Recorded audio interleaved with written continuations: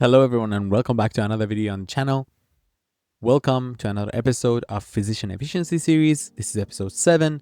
I have seen that there's a lot of interest in AI in medicine and that's why I'm uploading. And this episode is dedicated to talking about some of the challenges of automating hospitalist workflow right now in April 2025. And this is an honest review. I don't have any sponsors. There's nothing to disclose. This is only for educational purposes. And we're going to talk about some of these challenges that I've been facing after months of actually trying it. Automation always has been promising to streamline everyone's work, give you more free time, reclaim your time, but is really, the matter of fact is, it's very messy. After months of working with these platforms, like what we call the AI automation platforms, such as Zapier, Make, and I realized that the full workflow automation, for example, in a hospitalist medicine, is basically very out of reach with the things that we are working with. So I'm going to talk about this. And I know other physicians have talked about it. Unfortunately, AI in medicine is moving pretty slow. And there's only few people have actually had time to officially talk about these. Dr. Shirkana and Dr. BC, they have talked about these, and we're going to talk about it here today. As a small YouTuber, we're going to also give our honest review. So the first thing we want to talk about is that these automation platforms are very good. No wonder they're very powerful.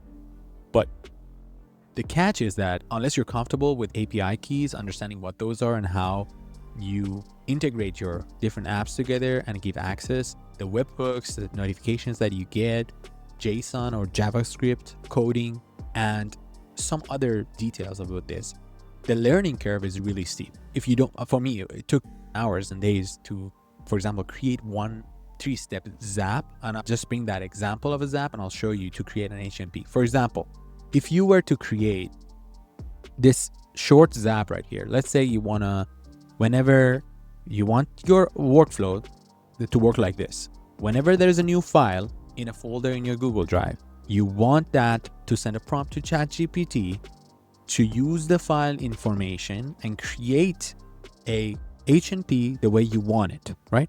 That 3-step Zap with all the details that it will have, like each of these little buttons right here has at least 4 sub categories that you need to know how to formulate for this to actually work. And there's so many limits to each of these things, and that takes hours and hours of your time.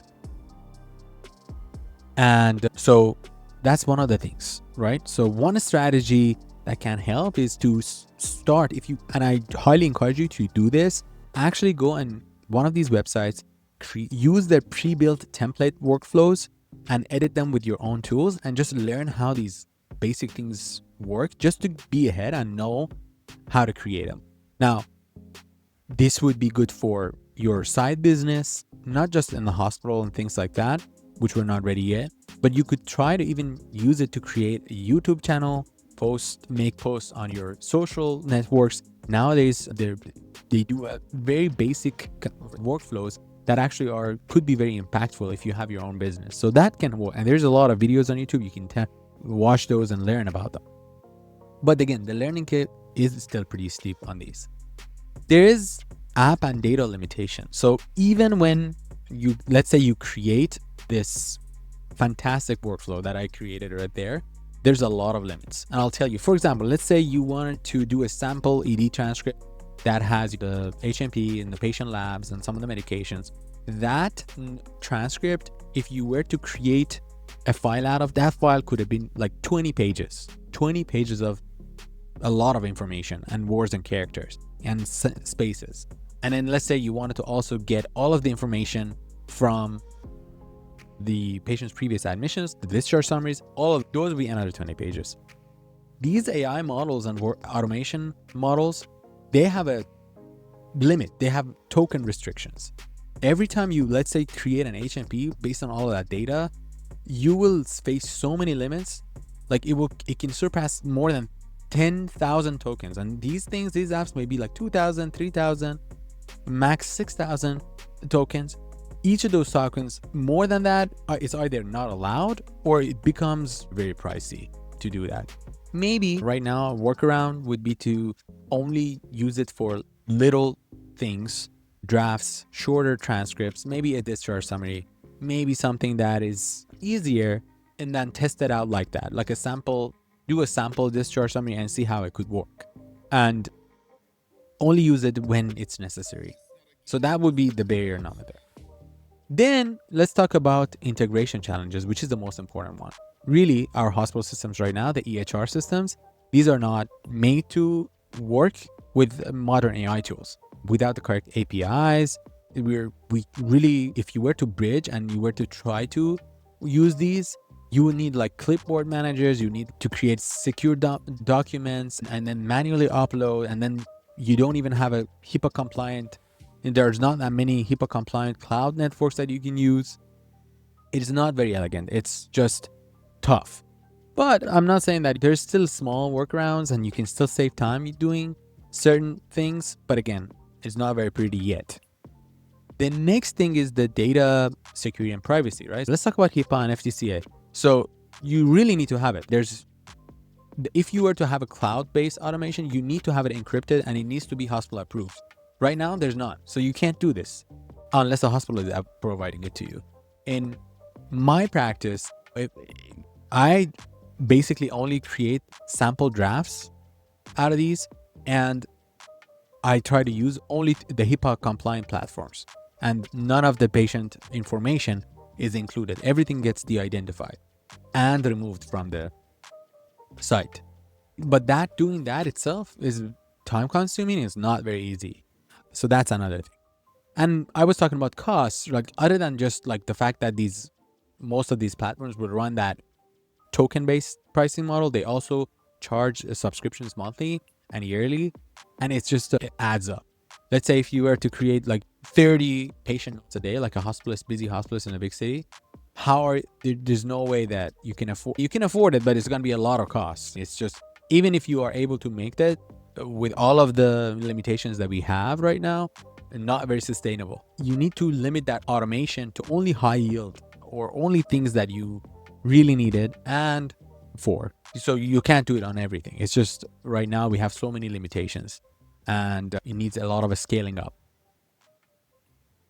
So the future of this is still pretty good though, because we know change is coming. Epic's Copilot integration is coming with Microsoft, and HIPAA native automation platforms are coming. Smarter AI compression models are coming. FHIR interoperability standards are going to close a lot of these gaps and are completely HIPAA compliant. And to one touch, you have all of these information that you need to know. So what they could do for you, for example, if we look at this little thing that I created here. So let's say you see a patient, you get an ED note, you have the previous admissions and discharge summary, you have the patient medications that are getting currently from the pharmacy. Then they will also let you put the transcript of your conversation with the patient, put it all together, create a comprehensive H&P for you, then run your assessment and plan against the latest guidelines, American guidelines, and give you recommendations.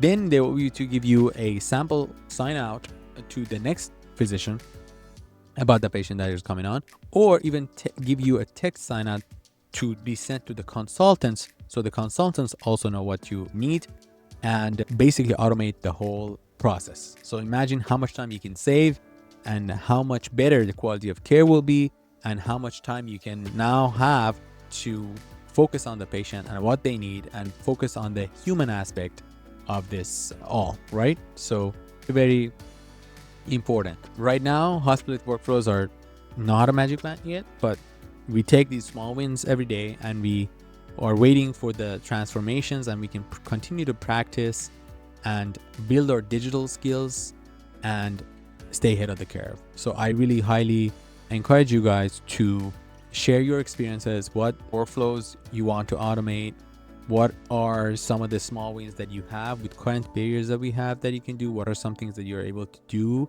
And then also, if you're struggling, which like this video is all about, share the struggles. What are your problems? So at the end of the day, thank you so much guys for being here. I hope you enjoyed this video. We really get to talk about the challenges that we have as of today, but I'm sure these are going to change, and very good news is coming. So if you enjoyed the video, don't forget to drop a like, comment, subscribe, and I'll see you guys on the next one.